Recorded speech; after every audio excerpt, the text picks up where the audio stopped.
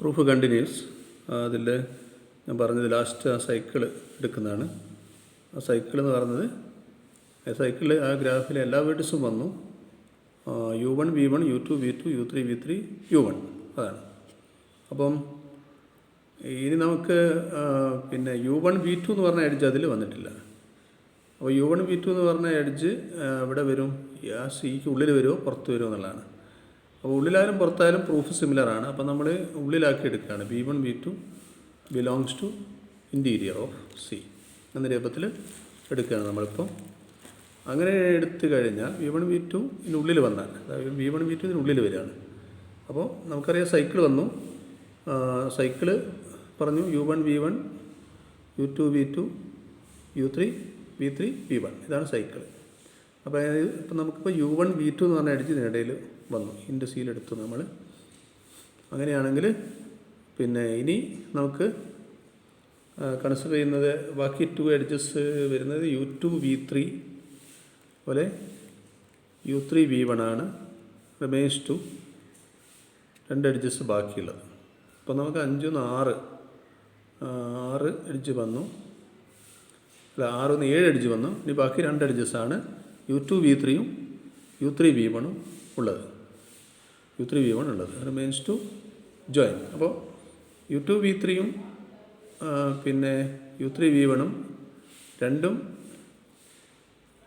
ഇൻറ്റീരിയറിലാണെങ്കിൽ, interior of C ആണെങ്കിൽ, then they must cross the edge V1 V2. ആ എഡ്ജിനെ cross ചെയ്യും. ഈ പറഞ്ഞ U2 V3യും ഇതും അതുപോലെ U3 പിന്നെ V1ഉം ഇതും രണ്ടും ഉള്ളിൽ വരച്ചാൽ എന്താ ഇതിനെ ക്രോസ് ചെയ്യും. ഉള്ളിൽ വരച്ചാൽ ഇതിനെ ക്രോസ് ചെയ്യും, ഇതിനെ ക്രോസ് ചെയ്യും. അതുകൊണ്ട് ഇത് പുറത്ത് വരയ്ക്കണം. അപ്പോൾ എന്തേ ക്രോസ് ദ എഡ്ജ് V1 V2നെ ക്രോസ് ചെയ്യും. അപ്പോൾ നമുക്ക് ബാക്കി വരയ്ക്കാനുള്ള 2 എഡ്ജ് എന്ന് പറയുന്നത് U2 V3 ആണ്, അതുപോലെ U3 V1 ആണ്. അത് 2 വരച്ചാലും ഈ എഡ്ജിനെ ക്രോസ് ചെയ്യും. അതുകൊണ്ട് അത് 2 ഉള്ളിൽ വരയ്ക്കാൻ പറ്റില്ല എന്നുള്ളതാണ്. അതേ മസ്റ്റ് ക്രോസ്. അപ്പോൾ അതുകൊണ്ട് ഇത് 2 നമ്മൾ പുറത്ത് വരയ്ക്കണം, അതായത് ആ സിക്ക് പുറത്ത് വരയ്ക്കണം. ഓക്കെ, അങ്ങനെയാണെങ്കിൽ ആ എഡ്ജ് U2 V3 നമ്മൾ പുറത്ത് വരയ്ക്കുക. Draw U2 V3 next C, അതിന് പുറത്ത് വരയ്ക്കുക. അപ്പോൾ അങ്ങനെ വരച്ചാൽ പിന്നെ നമുക്ക് U3യും V1ഉം എന്ന് പറഞ്ഞ 2 വെർട്ടിസസ്, ഒന്നുകിൽ പുതുതായിട്ടുണ്ടാക്കുന്ന ഒരു സൈക്കിളുണ്ട്, അത് U1 V2 U2 V3 V1 V3 U1 എന്ന് പറഞ്ഞ സൈക്കിളാണ്. അത് ഈ സൈക്കിളാണ് നമ്മൾ ഉദ്ദേശിക്കുന്നത്. ഈ സൈക്കിളാണ് സൈക്കിൾ C1 എന്ന് പറഞ്ഞാൽ U1 V2 ഇതാണ് cycle. U1 V2 U2 V3 U1 എന്നുള്ള സൈക്കിളാണ്. ഇവിടെ തുടങ്ങി ഇങ്ങനെ വരുന്ന സൈക്കിൾ വീണ്ടും ഇവിടെ അവസാനിക്കും. പുറത്തുകൂടിയുള്ള സൈക്കിളാണ്, ആ സൈക്കിളാണ്. അപ്പോൾ ആ സൈക്കിള് നമ്മൾ വരച്ച് കഴിഞ്ഞാൽ പിന്നെ ഈ പറഞ്ഞ U3 അതുപോലെ V1 എന്ന് പറഞ്ഞ 2 വെർട്ടിസസ്, U3 V1 എന്ന് പറഞ്ഞ 2 വെർട്ടിസസ് ഒന്നുകിൽ അതിന് ഉള്ളിലായിരിക്കും, ഏതെങ്കിലും ഒന്ന് ഉള്ളിലായിരിക്കും, ഒന്ന് പുറത്തായിരിക്കും. ഇങ്ങനെയാണ്, ഏതെങ്കിലും ഒന്ന് ഉള്ളിൽ U3യും V1ഉം ഒന്നുകിൽ ഉള്ളിൽ, ഒന്ന് പുറത്ത്, ഒന്ന് അതിനുള്ളിൽ വരും. അതാണ് പറയുന്നത്. അപ്പോൾ സൈക്കിളിനുള്ളിൽ വരും. ഓക്കെ, അപ്പോൾ സൈക്കിള് ശ്രദ്ധിക്കേണ്ടത് ഇതാണ് സൈക്കിള്, ഇതാണ് സൈക്കിള്. ഇങ്ങനെ വരുന്നതാണ് സൈക്കിള്. അങ്ങനെ ഞാനൊന്ന് ഡാർക്ക് ചെയ്ത് ഇവിടെ കാണിക്കാം. ഇതാണ് സൈക്കിൾ. ഇങ്ങനെ വരുന്നത് U1 തുടങ്ങി V2, പിന്നെ U2, പിന്നെ ഇവിടെ നിന്ന് ഇങ്ങനെ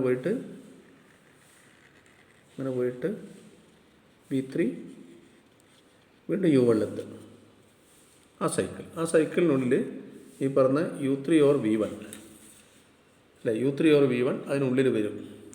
ഏതെങ്കിലും ഒന്ന് ഉള്ളിൽ വരും, അല്ലെങ്കിൽ ഒന്ന് പുറത്ത് വരും, അതൊന്നറിയില്ല.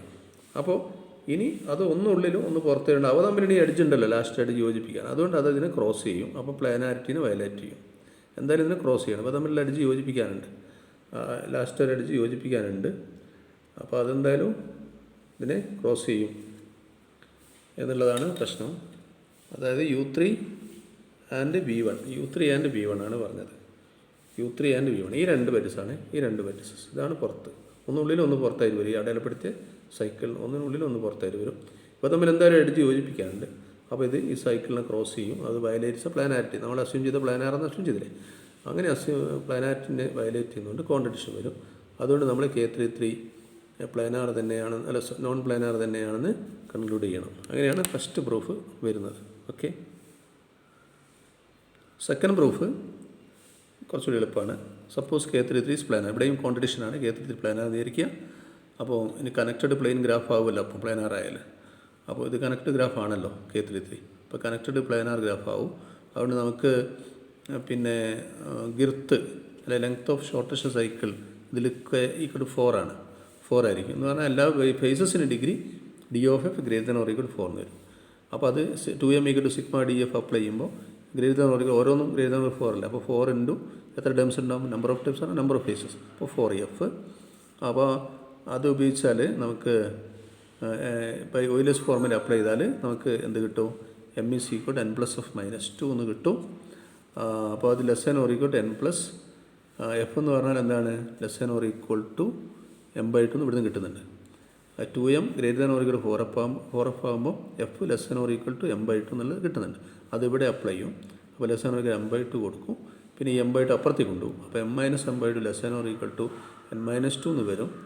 അപ്പോൾ ഇനി വാല്യൂസ് m - m/2 എന്ന് പറഞ്ഞാൽ m/2 less than or equal m - 2 എന്ന് കൊടുക്കും. പക്ഷേ ഇവിടെ ഈ ഗ്രാഫിന് m എന്ന് പറയുന്നത് വി ഹാവ് n = 6, വെർട്ടിസിൻ്റെ എണ്ണം 6 ആണ്, m 9 ആണ്. അപ്പോൾ അതിവിടെ കൊടുത്തു കഴിഞ്ഞാൽ 9/2 less than or equal to 6 - 2 അല്ലെങ്കിൽ 4.5 less than or equal to പിന്നെ 4 എന്ന് വരും. അത് കോൺട്രഡിക്ഷൻ ആവും. അപ്പോൾ അങ്ങനെ കോൺട്രഡിക്ഷൻ വരാൻ കാരണം K33 പ്ലാനാർ വിചാരിച്ചുകൊണ്ടാണ്. therefore K33 is non planar എന്നുള്ള രീതിയിൽ കൺക്ലൂഡ് ചെയ്യാൻ പറ്റും. അതുപോലെ വേറൊരു കാര്യം, ഈ K33 ഒരു എഡ്ജ്, ഏതെങ്കിലും ഒരു എഡ്ജ് ഒഴിവാക്കിയാൽ അത് പ്ലാനാർ ആയിരിക്കും. K33 മൊത്തത്തിൽ നോൺ പ്ലാനാർ ആണെങ്കിൽ ഏതെങ്കിലും ഒരു എഡ്ജ് ഒഴിവായാൽ അത് പ്ലാനാർ ആയിരിക്കും. അതാണ് ഈ എഡ്ജ് ഒഴിവാക്കി കാണിക്കുന്നുണ്ട്. അപ്പോൾ അതിനെ മാറ്റി വരയ്ക്കുന്നത് വെർട്ടിസൊക്കെ അടയാളപ്പെടുത്തിയിട്ടുണ്ട്. വേണേൽ രണ്ട് രീതിയിൽ മാറ്റി വരയ്ക്കാം. ഇത് രണ്ടും നോക്കിയാൽ മതി. ഇങ്ങനെ മാറ്റി വരയ്ക്കാൻ പറ്റുമെന്ന് കാണിച്ചാൽ മതി. അപ്പോൾ അങ്ങനെ ചിലപ്പോൾ ക്വസ്റ്റ്യൻ ചോദിക്കാൻ സാധ്യതയുണ്ട്. Okay, thank you.